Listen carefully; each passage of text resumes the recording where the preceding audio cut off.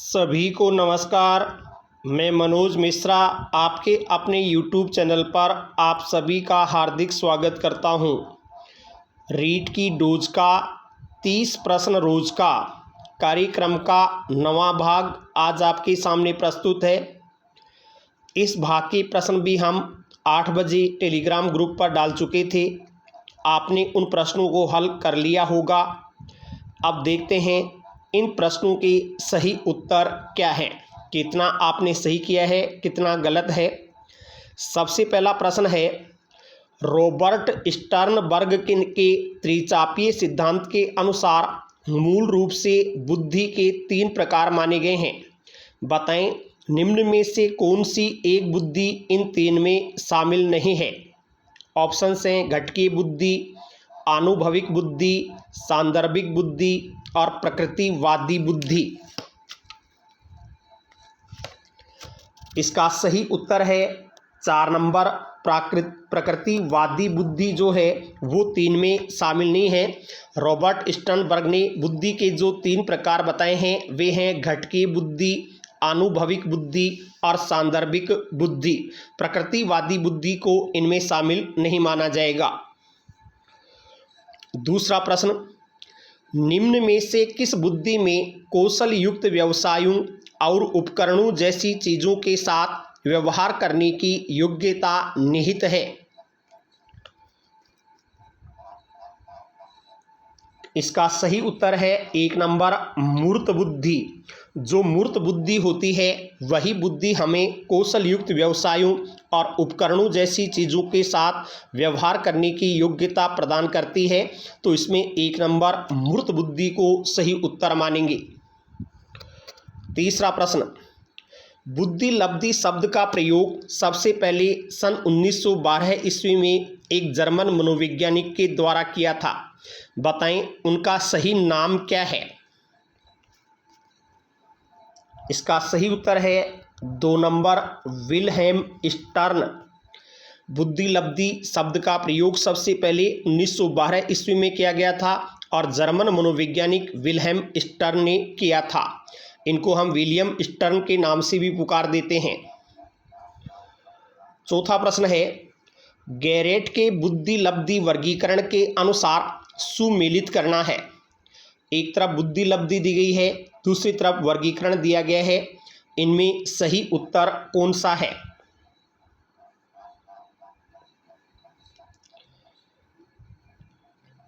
इसका सही उत्तर है 3 नंबर विकल्प। 120 से 139 तक की जो बुद्धि है वो कुशाग्र बुद्धि होती है। 90 से 109 की बुद्धि साधारण बुद्धि मानी गई है। 80 से 89 तक के बीच की बुद्धि इन्होंने मंद बुद्धि मानी है। तो 70 से 79 तक की बुद्धि को अति मंद बुद्धि कहकर पुकारा है। तो गैरेट के अनुसार ये वर्गीकरण पूछा गया है तो 3 नंबर विकल्प को हम सही उत्तर मान लेंगे। पहले कुशाग्र बुद्धि, फिर साधारण बुद्धि, फिर मंद बुद्धि और फिर अति मंद बुद्धि। 5वां प्रश्न, बुद्धि मापन के कपाल विज्ञान दृष्टिकोण के खोजकर्ता कौन माने जाते हैं।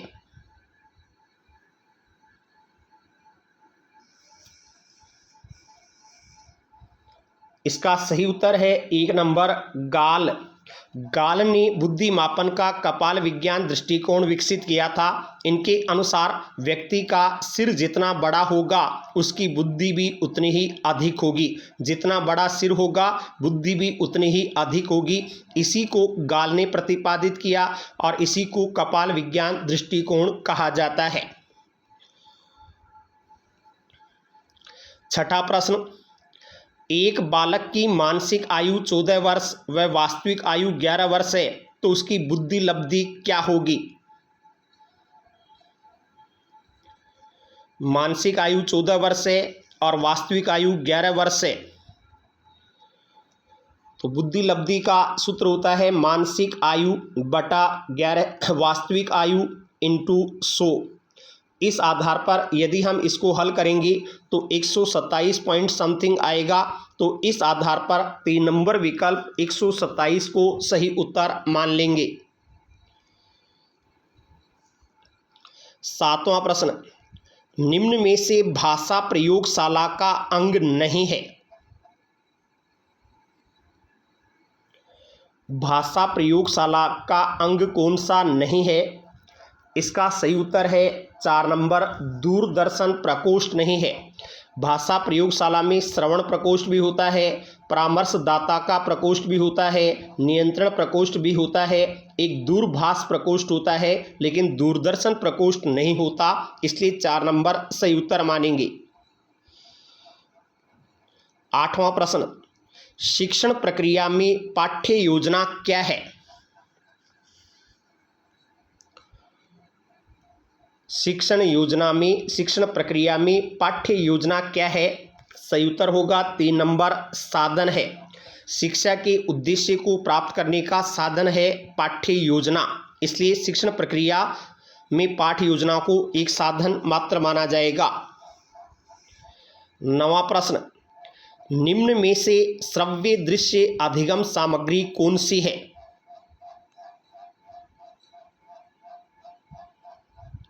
श्रव्य भी हो दृश्य भी हो, सही उत्तर है 2 नंबर, दूरदर्शनम। ये श्रव्य भी है दृश्य भी है, लेकिन ध्वनि यंत्र केवल श्रव्य सामग्री है, तो श्यामपट्ट केवल दृश्य अधिगम सामग्री है। 10वां प्रश्न, अधिगम प्रक्रिया में किनकी विशेष भूमिका होती है? अधिगम प्रक्रिया में किनकी विशेष भूमिका होती है? इसका सही उत्तर मानेंगे 2 नंबर, दृश्य श्रव्य उपकरणानाम। वैसे तो दृश्य श्रव्य सभी होते हैं, लेकिन ऑप्शंस के आधार पर 2 नंबर विकल्प सबसे ज़्यादा उपयुक्त होगा, दृश्य श्रव्य उपकरणानाम। 11वां प्रश्न, फ्लेनल बोर्ड सहायक सामग्री के रूप में जिस उपयोग में लिया जाता है वह क्या है? फ्लेनल बोर्ड का उपयोग मुख्य रूप से किस में होता है? इसका सही उत्तर है 3 नंबर, चित्रात्मक सामग्री को प्रदर्शित करने में फ्लेनल बोर्ड का अधिक उपयोग किया जाता है। 3 नंबर सही उत्तर हुआ। 12वां प्रश्न, सीता वाद्य क्या है? सही उत्तर है 1 नंबर, श्रव्य उदाहरण है। सीता वाद्य लिंगवा फोन को ही कहते हैं, और लिंगवा फोन केवल श्रवण के काम में आता है, तो ये श्रव्य उदाहरण श्रव्य अधिगम सामग्री मानी जाती है। 13वां प्रश्न, किस विकल्प में अव्ययीभाव समास नहीं है? इसका सही उत्तर है 4 नंबर, दिगंबर। दिक यानी दिशाएं ही हैं, अंबर जिसकी वह, दिक ही है अंबर जिसकी वह दिगंबर होता है। जैन साधुओं के अर्थ में विशेषतः ये रूढ़ हो गया है, इसलिए इसमें बहुव्रीहि समास होगा। बाकी प्रत्यक्ष आँखों के सामने अक्षिणी के प्रति है, वो प्रत्यक्ष है, इसलिए अव्ययीभाव होगा। समुद्र तक असमुद्र, ये भी अव्ययीभाव होगा।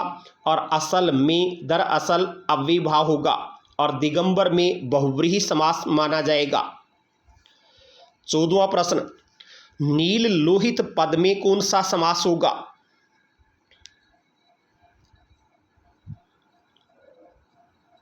इसका सही उत्तर है 4 नंबर, नीला और लोहित। लोहित का अर्थ यहाँ लाल रंग से है, तो जो नीला है लोहित है, तो नीला और लोहित, इस विग्रह के अनुसार द्वंद्व समास यहाँ सही उत्तर होगा। 15वां प्रश्न, वैसे नील लोहित में बहुव्रीहि समास भी हम मानते हैं। नीला है लोहित यानी रक्त जिसका, इस अर्थ में ले लेते हैं तो बहुव्रीहि समास भी हो जाता है, लेकिन यहाँ बहुव्रीहि ऑप्शंस में दिया हुआ नहीं है, तो 4 नंबर द्वंद्व को ही सही उत्तर मानेंगे। 15वां है, निम्न में से समास की दृष्टि से असुमेलित विकल्प कौन सा है? समास की दृष्टि से असुमेलित विकल्प कौन सा है? सही उत्तर है 4 नंबर, रामचरित।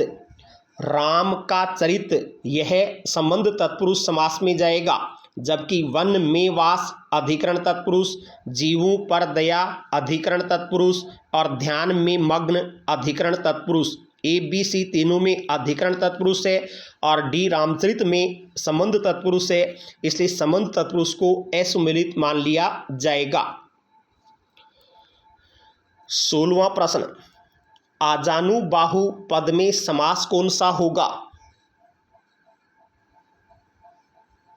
आजानुबाहु पद में समास कौन सा है? इसका सही उत्तर है 3 नंबर, उक्त दोनों। देखिए, बाहु से लेकर जानो तक, बाहु से लेकर जानो तक ऐसा विग्रह करते हैं तब तो अव्ययीभाव समास हो जाता है। और इसका विग्रह करें, जिसकी भुजाएं जानू यानी घुटनों तक लंबी हो वह, तो इस अर्थ में लेने पर बहुव्रीहि समास हो जाता है।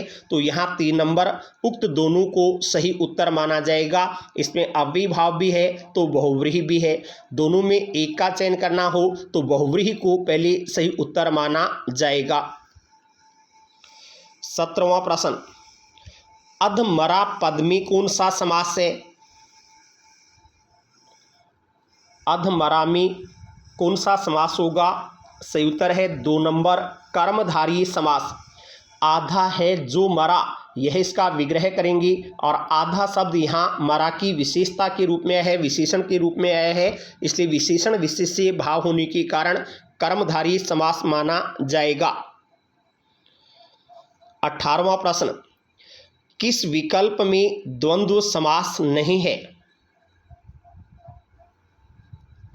किस विकल्प में द्वंद्व समास नहीं है? सही उत्तर है 2 नंबर, घर घर। घर ही घर, इसमें अव्ययीभाव समास होगा। बाकी धर्म या अधर्म, यह विकल्पक द्वंद्व समास हो गया। रुपया पैसा आदि, यह समाहार द्वंद्व समास होगा। और दाल रोटी आदि, यह भी समाहार द्वंद्व समास होगा। तो घर घर में अव्ययीभाव समास है, शेष तीनों में द्वंद्व समास है। 19वां प्रश्न, किस विकल्प में अव्ययीभाव समास नहीं है? कौन सा विकल्प है जिसमें अव्ययीभाव समास नहीं है? सही उत्तर है 4 नंबर, गो सुखम। गो सुखम का विग्रह होगा गोभ्य है सुखम, ये संप्रदान तत्पुरुष समास के अंतर्गत जाएगा। संप्रदान तत्पुरुष या चतुर्थी तत्पुरुष इसको कह सकते हैं। शेष तीनों में अक्षणा विपरीतम वृतम अक्षपरि या अक्षेण विपरीतम वृतम अक्षपरि, यह अव्ययीभाव समास होगा। षण्णाम अमेजनानाम समाहार है, षड्मेजनम, यह भी अव्ययीभाव समास होगा। नदी के साथ संख्यावाची शब्द है और द्विमुनि में भी अव्ययीभाव समास मानते हैं, लेकिन गो सुखम में संप्रदान तत्पुरुष होगा। द्विमुनि का विग्रह होता है द्वौ मुनि वंश्यौ। 20वां प्रश्न, काकोलुकम पद में समास कौन सा होगा? काकोलुकम में समास कौन सा है? सही उत्तर है 2 नंबर, समाहार द्वंद्व समास। काकः च उलूकः च तेषां समाहार है, ऐसा विग्रह करते हुए यहाँ समाहार द्वंद्व समास माना जाता है। काकः च उलूकः च तेषां समाहार है, काकोलुकम बनता है, समाहार द्वंद्व समास होता है। 21वां प्रश्न, माता पितरौ पद में समास कौन सा है? माता पितरौ पद में समास कौन सा है? यहाँ हम 1 नंबर विकल्प इतरेतर द्वंद्व को सही उत्तर मानेंगे। अब इतरेतर द्वंद्व ही क्यों माना गया, इसके लिए अगले प्रश्न पर भी और ध्यान दें। 22वां प्रश्न है, माता च पिता च, इसका सही समस्त पद क्या बनेगा? माता च पिता च, इसका सही समस्त पद क्या बनेगा या इसमें समास कौन सा है? तो इसके अनुसार इसमें हम 3 नंबर विकल्प उभऊ को सही उत्तर मानेंगे। देखिए, माता च पिता च के हम 2 पद बना सकते हैं। एक तो पितरौ, यह पद बनाया जा सकता है, और एक माता पितरौ, यह पद भी बनाया जा सकता है। दोनों ही यहाँ सही हैं। अगर पितरौ वाला पद बनाते हैं तब तो एक शेष द्वंद्व समास माना जाएगा, और माता पितरौ पद बनाते हैं तो इतरेतर द्वंद्व समास माना जाएगा। तो ध्यान दीजिएगा, इस 22वें प्रश्न में तो दोनों बन सकते हैं, माता च पिता च विग्रह दिया हुआ है, तो अगर हम पितरौ बनाते हैं तब तो एक शेष द्वंद्व बन जाएगा और माता पितरौ बनाते हैं तो इतरेतर द्वंद्व होगा। और 21वें में समास देकर के पूछा माता पितरौ, तो ये इतरेतर द्वंद्व का ही सही उदाहरण माना जाएगा। 23वां प्रश्न, किस विकल्प में सही विग्रह कार्य नहीं हुआ है? किस विकल्प में सही विग्रह कार्य नहीं हुआ है? इसका सही उत्तर है 4 नंबर ए नसनम। इसमें न नसनम बनाया गया है, यह गलत है। नसनम की जगह होना चाहिए था असनम। असनम यानी भोजन, और भोजन नहीं करना ए नसनम कहलाता है। अन प्लस असनम से अनसनम बना हुआ है, तो अगर ने नसनम की जगह ने असनम ऐसा होता तब ये सही विग्रह माना जाता। बाकी तीनों सही लिखे हुए हैं। 24वां प्रश्न है, भूतपूर्व पद में समास कौन सा होगा? भूतपूर्व पद में समास कौन सा होगा? इसका सही उत्तर है 3 नंबर केवल समास को सही उत्तर माना जाएगा। भूतपूर्व पद में कौन सा समास होता है? तो केवल समास को हम सही उत्तर मानेंगे। तो रीट की डोज का 30 प्रश्न रोज का यह कार्यक्रम आपको कैसा लगता है, इसके बारे में कमेंट बॉक्स में कमेंट लिख करके बताएंगे। यदि प्रश्न वीडियोज़ आपको अच्छे लग रहे हैं तो सभी वीडियो को लाइक करें, शेयर करें, और यदि अभी तक आपने चैनल को सब्सक्राइब नहीं कर रखा है तो चैनल अवश्य सब्सक्राइब कर लें, क्योंकि इस चैनल से जुड़ करके आप अपनी तैयारी का सही मूल्यांकन कर सकते हैं। 25वां प्रश्न, सन 1951 की तुलना में सन 2011 में राजस्थान का साक्षरता प्रतिशत कितना बढ़ा है?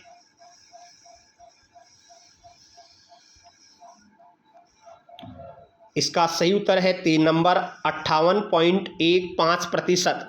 देखिए 1951 में देखें तो हमारा राजस्थान का साक्षरता प्रतिशत था 8.02%, जो 2011 में हो गया है 66.17%। अब 2011 में जो 66.17 है उसमें से 8.02 माइनस कर देंगे तो शेष 58.15% बचेगा। तो कितना बढ़ा है वो 58.15% मान लिया जाएगा। 26वां प्रश्न, निःशुल्क एवं अनिवार्य शिक्षा का अधिकार अधिनियम राजस्थान में कब से लागू हुआ था? इसका सही उत्तर है 3 नंबर 1 अप्रैल 2011 से। राजस्थान में आरटीई जो लागू हुआ वो 1 अप्रैल 2011 से लागू हुआ माना जाता है। 27वां प्रश्न, 11 अप्रैल 2021 की स्थिति के अनुसार, यानी आज की स्थिति के अनुसार, भारत गणराज्य में कितने तो राज्य हैं और कितने केंद्र शासित प्रदेश हैं? आज की तारीख के अनुसार बताना है। इसका सही उत्तर है 3 नंबर 28 तो राज्य हैं और 8 केंद्र शासित प्रदेश हैं। पहले 29 राज्य और 7 केंद्र शासित प्रदेश थे। फिर जम्मू कश्मीर अधिनियम लाया गया 2019 का, उसमें जम्मू कश्मीर को राज्य से हटा करके 2 केंद्र शासित प्रदेश बना दिए गए थे। तो उसके बाद में 28 राज्य 9 केंद्र शासित प्रदेश हो गए थे। लेकिन उसके थोड़े दिनों बाद में दादरा नगर हवेली और दमन दीव, इन दोनों को मिलाकर के एक ही केंद्र शासित प्रदेश बना दिया गया। इसलिए आज की तारीख में भारत गणराज्य में 28 तो राज्य हैं और 8 केंद्र शासित प्रदेश हैं। 3 नंबर सही उत्तर होगा। 28वां प्रश्न, निम्न में से सत्य कथन कौन से हैं? पहला है कि मूल संविधान के अनुसार संघ सूची में 97, राज्य सूची में 66 व समवर्ती सूची में 47 विषय शामिल थे। दूसरा, राज्य सरकार की शक्तियां उसके 3 अंगों में बटी हुई हैं, विधायिका, कार्यपालिका और न्यायपालिका में। तीसरा, राज्य की समस्त शक्तियों का प्रयोग राज्यपाल के नाम पर मुख्यमंत्री और उसकी मंत्रिपरिषद द्वारा ही किया जाता है। और चौथा है, मुख्यमंत्री और उसकी मंत्रिपरिषद अपने द्वारा किए गए कार्यों के लिए राज्य की जनता द्वारा निर्वाचित प्रतिनिधियों की संस्था विधानमंडल के प्रति सामूहिक रूप से उत्तरदायी होती है।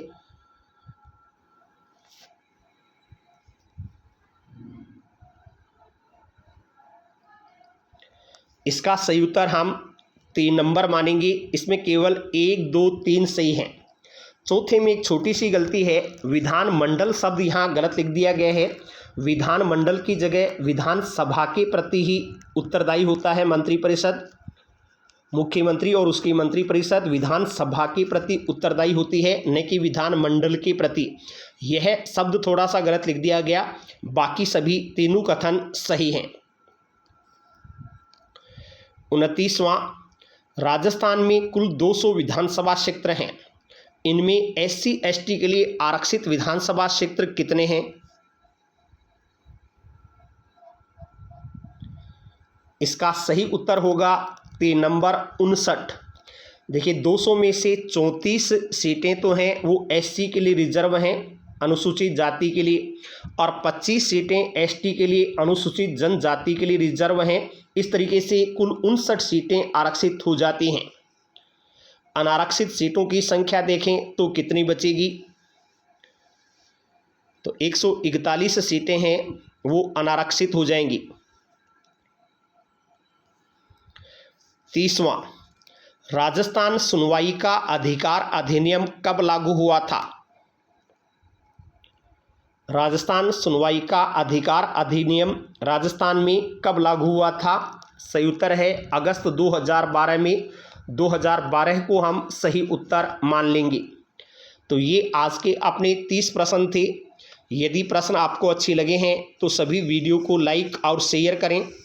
यदि अभी तक आपने चैनल को सब्सक्राइब नहीं किया है तो चैनल अवश्य सब्सक्राइब कर लें। हमारे साथ जुड़ करके, इस चैनल के साथ जुड़ करके आपको कुछ न कुछ नया ही सीखने को मिलेगा। न कोई दिखावा, न कोई विशेष समय की बर्बादी, केवल और केवल कम समय में आपको विषय से संबंधित अधिक जानकारी देने वाला चैनल। धन्यवाद सभी का। गुड नाइट, शुभ रात्रि।